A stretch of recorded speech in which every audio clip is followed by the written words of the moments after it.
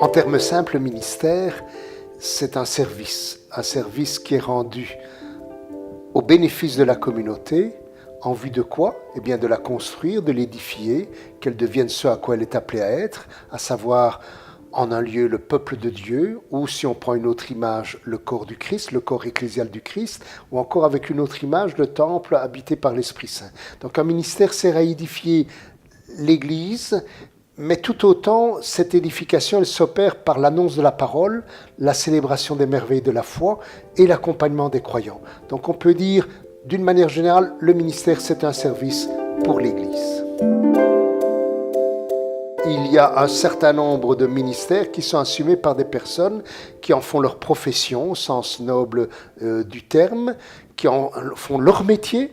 Et c'est assez amusant de constater que l'étymologie du mot métier est la même que celle de ministère, c'est-à-dire cela remonte à la même idée, c'est-à-dire un service à autrui. Et donc on peut parler de professionnels de l'Église. Évidemment, ce mot a toujours une connotation dans notre culture liée à une rémunération. Nous ne sommes pas dans un travail de salarié, par exemple, où il s'agit d'œuvrer au bénéfice d'un commettant qui est en relation avec un préposé. On n'est pas dans cette relation contractuelle, car notre patron, comme pour l'ensemble de l'Église, il est absent. Il est rendu présent ou il se manifeste par un ensemble de médiations. Notre patron, c'est le Christ qui, dans son esprit, est présent dans son Église, nous parle à travers les Écritures et se rend proche de nous par la célébration des sacrements, mais aussi par les dévotions, les pratiques de prière individuelle et collective, par la charité, le témoignage des autres. Donc c'est à travers tout cela que nous avons à servir le ressuscité dans la force de son esprit. Le Concile Vatican II a honoré de nouveau la dimension, la nature sacramentelle de l'épiscopat. Et d'autre part, il a promu la réactivation du diaconat, désormais exercé en permanence. Ça, c'est pour les ministères ordonnés.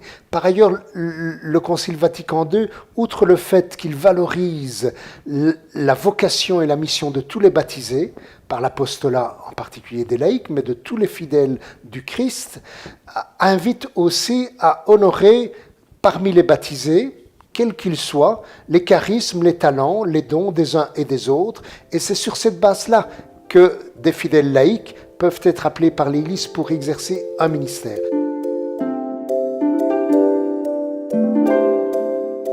On ne va plus apprécier ce qui est indispensable pour édifier l'Église ou annoncer l'Évangile uniquement sur la base du ministère sacerdotal des prêtres. On va celui-ci l'inscrire en référence avec l'évêque, on va en quelque sorte le compléter par l'assistance du ministère des diacres, mais on va aussi enrichir la ministérialité de l'Église par un ensemble de tâches, de charges qui sont assumées par des baptisés, pas nécessairement ordonnés. Donc je crois que c'est vraiment cela, l'avantage du moment où nous vivons, depuis Vatican II, c'est de ne plus voir la ministérialité de l'Église uniquement à partir du seul ministère presbytéral, mais de l'apprécier dans sa diversité. Donc, en termes un peu savants ou techniques, la pluriministérialité, un éventail de ministères indispensables qui sont divers et complémentaires.